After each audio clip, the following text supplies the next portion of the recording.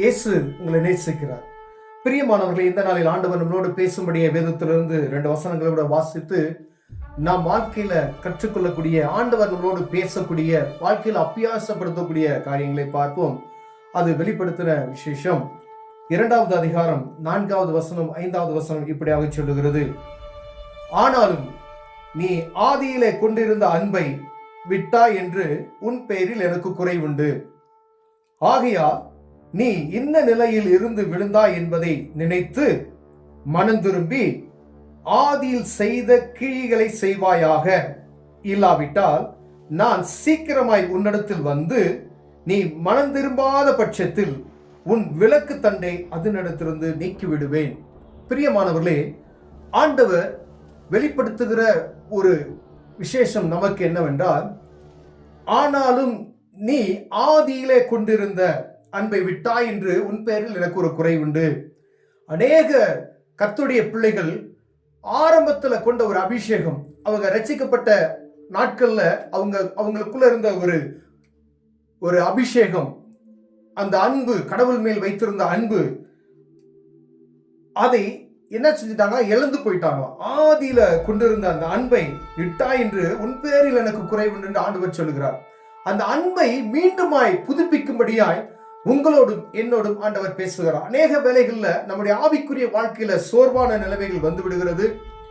ஏதோ ஒரு காரியம் சோர்வுக்குள்ளாய் ஆக்கி நம்ம ஆவிக்குரிய வாழ்க்கையில் பின்தங்கி போக செய்ய அநேக காரியங்கள் நடக்கிறது. பிரியமானவர்களே, அது குடும்பத்தின் நிமித்தமாய், வெளியில வேலை ஸ்தலங்களின் நிமித்தமாய், இல்லது பலவீனத்து நிமித்தமாய், ஏதோ ஒரு தேவையின் நிமித்தமாய் நம்மளை முடக்குவதற்கு பலவிதமான சூழ்ச்சிகள் எங்கும் சூழ்ந்திருக்கிறதை நாம் அறிந்திருக்கிறோம்.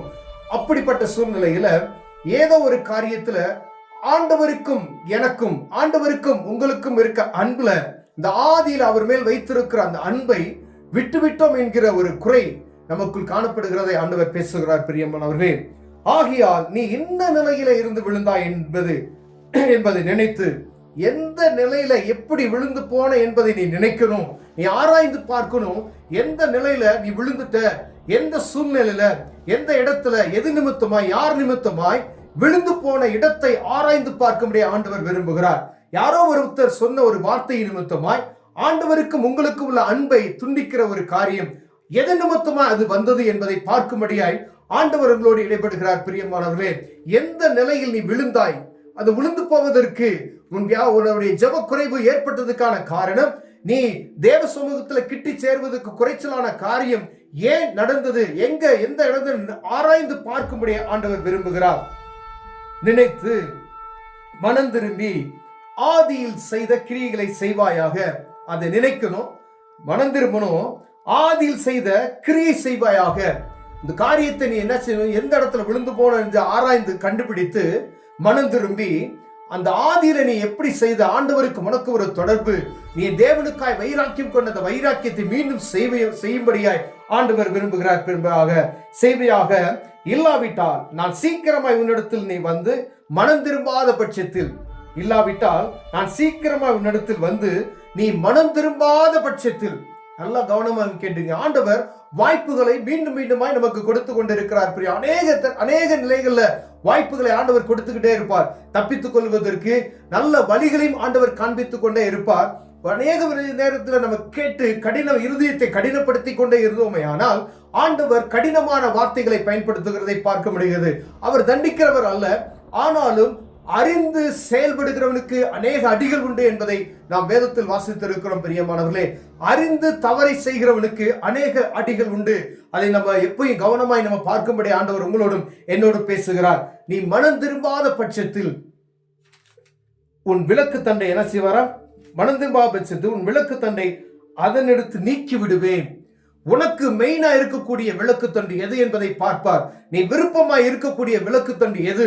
நீ அறியாததும் நீ நினைச்சு பார்க்காத ஒரு காரியத்தை ஆண்டவர் விளக்கு தண்டை பிடுங்கி விடுவேன் என்று சொல்லுகிறார். பிரியமானவர்களே, அப்புறம் எவ்வளவு ஜாக்கிரதையா இருக்கும். நம்ம நினைக்க முடியாத, நீங்க எது மேல் நேசம் வைத்திருக்கிறீங்களோ, நீங்க எது நிமித்தமாய் விழுந்து போவதற்கு உங்களுக்கு காரணம் ஏற்பட்டுச்சோ அதை நீங்க ஆராய்ந்து பார்க்க முடியாதுன்னா, நீங்க இப்ப வச்சிருக்கிற எந்த இடத்துல பாசம் வச்சிருக்கிறீங்களோ, எந்த இடத்துல நீங்க உங்க அன்பு அளவுக்கு மீறி வைத்திருக்கிறீங்களோ, அப்படிப்பட்ட இடத்துல உன் விளக்கு தன்னை என்ன செய்வேன், நான் பிடுங்கி போடுவேன் என்று சொல்கிறார். பிரியமானவர்களே, ஆண்டவர் சொல்லுகிறார், கடினமான வார்த்தையை ஊவிக்கிறது நீ மனம் திரும்பாத பட்சத்தில், நீ ஆதியில கொண்டிருந்த நீ அந்த அன்பை நீ திரும்பி செஞ்சு மனம் திரும்பி அந்த நற்காரியத்தை திருப்பி செய்யி அப்படின்னு சொல்றாரு.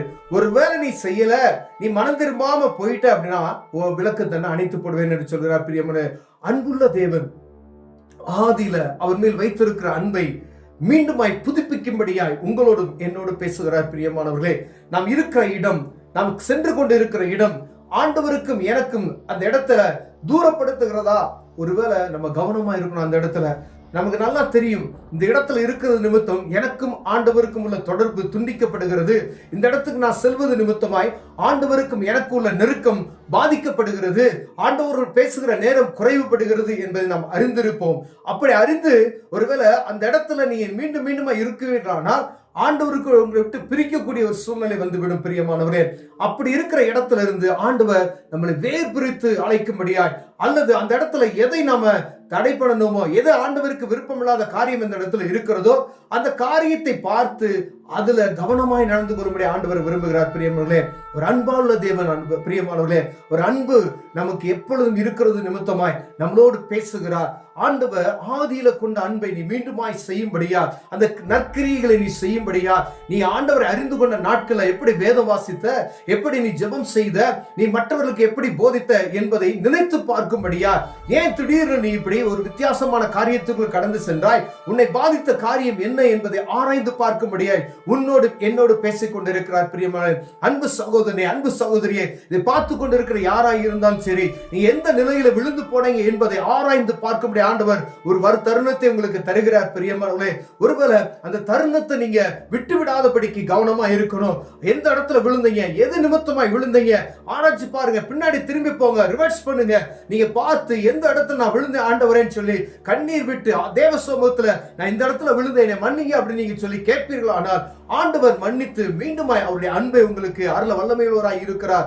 ஒருவேளை நீங்க மீண்டும் மீண்டும் ஆண்டவர் உங்களோடு பேசி அந்த காரியத்தை நீங்க கேட்காதபடிக்கு நீங்கள் செவிட்டு விரியனை போல நம்ம காதுகளை அடைத்து வைப்போமானால் அப்பொழுது ஆண்டவர் சொல்லுகிறார், உன் விளக்குத்தனை நான் அணைத்து விடுவேன் என்று சொல்லுகிறார். பிரியமானவர்களே, கடினமான வார்த்தையாக இருக்கலாம், ஆனா ஆண்டவர் உங்களை நேசிக்கிறது நிமித்தமா உங்களோடு பேசிக் கொண்டிருக்கிறார். பிரியமானவர்களே, அவருக்கும் உங்களுக்கும் உள்ள நெருக்கத்தை அதிகப்படுத்துகிற அந்த காரியம் என்ன என்பதை பார்த்து, தடை பண்ணுகிற காரியம் என்ன என்பதை பார்த்து அதை சீரமைத்துக் கொள்ளும்படியாய் ஆண்டவர் விரும்புகிறார். பிரியமானவர்களே, ஒருவேளை இதுல நம்ம குறைச்சல் எங்களை இருக்குன்னு சொல்லி ஆராய்ந்து பார்த்து உட்காருங்க. ஒரு நாள் தேவ சமூகத்துக்கு போங்க. ஆண்டவரே, நான் எந்த இடத்துல நான் விழுந்தேன் நினைச்சு பாருங்க. எல்லா காரியத்தையும் முன்னாடி நீங்க கொண்டு வந்து பார்த்தீங்கன்னா ஆண்டவர் உங்களை வெளிப்படுத்துவார். அதை சீர் செய்து கொள்ளுங்கள்.